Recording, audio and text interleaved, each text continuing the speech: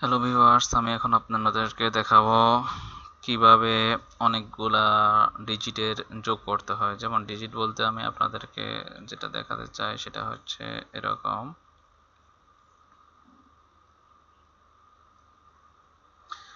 এখানে আমরা যদি আমরা ৭৭ লিখি আর তাহলে ৭ এবং ৭-এ যোগ করলে কত হবে?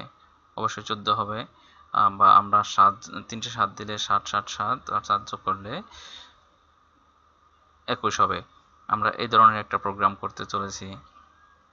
তো এটার জন্য আমরা আমাদের কোড ব্লকে চলে যাই, আমরা আমাদের স্ট্রাকচারটা লিখে ফেলি। আমরা প্রথমে একটা ইন্টিজার টাইপের আমরা এন ডিক্লেয়ার করে নিই, যেখানে আমরা এনটাকে ইনপুট হিসেবে নিয়ে নিব। আমরা জাস্ট একটা লিখে নিই কাউট এন্টার ইউর নাম্বার, ওকে, সি ইন এন্ড নিয়ে নিলাম। এখন আমরা আমাদের এনটা এখানে আমরা একটু আবার চলে আসি। যতক্ষণ না পর্যন্ত 0 পজিশনে এসে পৌঁছবে, অর্থাৎ এগুলো আমরা একটা করে যোগ করব এবং এখান থেকে একটা করে বাদ দিয়ে দিব। যেটাই যোগ করব সেটাই বাদ দিয়ে দিব, যেটাই যোগ করব সেটাই বাদ দিয়ে দিব, যেটাই যোগ করব সেটাই বাদ দিয়ে দিব, এবং সর্বশেষ 0 পজিশনে চলে আসবে। যতক্ষণ না পর্যন্ত আমাদের 0 হবে ততক্ষণ পর্যন্ত আমরা আমাদের একটা লুপ আমরা চালাবো। তো সেটার জন্য আমরা এখানে জাস্ট আমরা হোয়াইল লুপ আমরা ইউজ করলে আমাদের সবচেয়ে বেশি সুবিধা হয়। আমরা হোয়াইল লুপ ইউজ করব, হোয়াইল ইউজ করলাম এবং এখানে আমি দিয়ে দিলাম যে আমাদের নাম্বারটা যতক্ষণ পর্যন্ত না 0 হয় ততক্ষণ পর্যন্ত আমরা লুপটা চালাতে থাকবো। n নট ইকুয়াল টু 0 আমি এতক্ষণ পর্যন্ত আমি দিয়ে দিলাম, এটা হচ্ছে আমার কন্ডিশন। তাহলে n কতক্ষণ পর্যন্ত, কতক্ষণ যাবত কিভাবে কাজ করলে n 0 পজিশনে চলে আসবে? আমরা জানি n কে যখন 10 দিয়ে ভাগ করতে থাকবো একটা একটা করে ডিজিট কমতে থাকবে। যদি আমরা 1 2 3 4 আমরা লিখি, তো 10 দিয়ে ভাগ করলে আমাদের কি হবে? একটা সময় আসে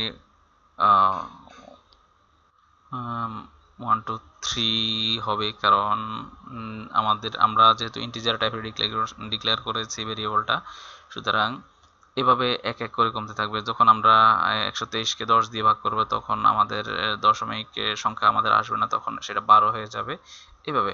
তো আমরা এখানে কন্ডিশনটা দিতে পারি n ইকুয়াল টু n ভাগ 10, আমরা এটা দিয়ে দিতে পারি। এখন আমাদের কথা হচ্ছে প্রতিটা যে মডুলাস আমাদের প্রতিটা সংখ্যা যেহেতু চলে যাচ্ছে, এভাবে যদি আমরা 1 2 3 4 দিই প্রতিটা সংখ্যা চলে যাচ্ছে, এবং চলে যাচ্ছে যে এটা তো এখানে চলে যাচ্ছে, এটা তো আমাদেরকে একটা পাবে না, একটা ভাবে আমাদেরকে যোগ করতে হবে। তো সেজন্য আমরা জাস্ট এখানে একটা সাম ডিক্লেয়ার করে নিই।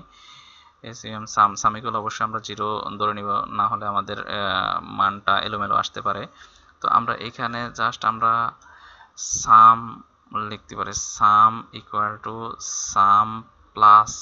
এখন আমরা যেটাকে নিয়ে কাজ করব সেটা আমাদেরকে একটু ভাবতে হবে। সেটা হচ্ছে এন মডুলাস আমরা যদি 10 দিয়ে দিই তাহলে আমাদের প্রোগ্রামটা কাজ করার কথা। আমরা জাস্ট মানে এইভাবে জাস্ট একবার রান করে দেখি, না হলে অন্যভাবে আমরা কাজ করবো, আশা করি রান করবে। আমরা 1 2 3 4 1 2 3 4 না দিয়ে আমরা ছোট একটা ইয়ে দিয়ে 7 7 7 7 দিই। ও সরি, আমি আউটপুটে দিই নাই, আমি এখানে জাস্ট আউটপুট দিয়ে দিয়েছি।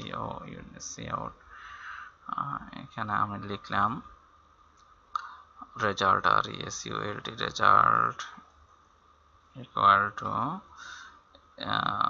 সাম। আমাদের সর্বশেষ সামটাই আমাদের আউটপুট দেখাবে। আমরা দেখি 7 7 14। আমরা যদি আমাদের ঠিক আছে, আমাদের আউটপুট ঠিক আছে, আমরা যদি আবার লিখি 7 7 7 তাহলে দেখা যাচ্ছে 21 আসছে। এরপরে আমরা যদি 1 2 3 4 লিখি 1 2 3 4 লিখি তাহলে সবগুলা যোগ করলে 1 আর 2 যোগ করলে 3, 3 আর 3 যোগ করলে 6, 6 আর 4 যোগ করলে 10। সুতরাং আমাদের প্রোগ্রাম কারেক্ট হয়েছে। তো আপনারা এইভাবে করতে পারেন, অথবা এখানে যে মডুলাসটা আমি নিয়েছি সেই মডুলাসটাকে আপনারা অন্য কোনোভাবে, যেমন রিমাইন্ডার হিসেবে আমি রিমাইন্ডার হিসেবে আপনারা ধরে নিতে পারেন। এটাকে জাস্ট রিমাইন্ডার হিসেবে ধরে নিলেন এবং উপরে দিয়ে দিলেন rem ইকুয়াল n মডুলাস 10, এইভাবেও দিতে পারেন এবং এখানে ড্রিমটা যোগ করে দিতে পারেন। এবং এটাকে যদি আপনি আবার রান করান তাহলে দেখবেন একই কাজ করছে। তো ভিউয়ার্স, আজকে এই পর্যন্তই।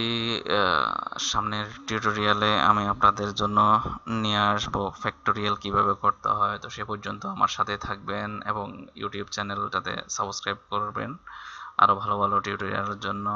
আর প্রতিদিনকার মতোই এখনো বলবো যে ভিডিওটা ভালো লাগলে অবশ্যই বন্ধুদের সাথে শেয়ার করবেন। এখানে আমি বিদায় নিচ্ছি। Thank you everyone.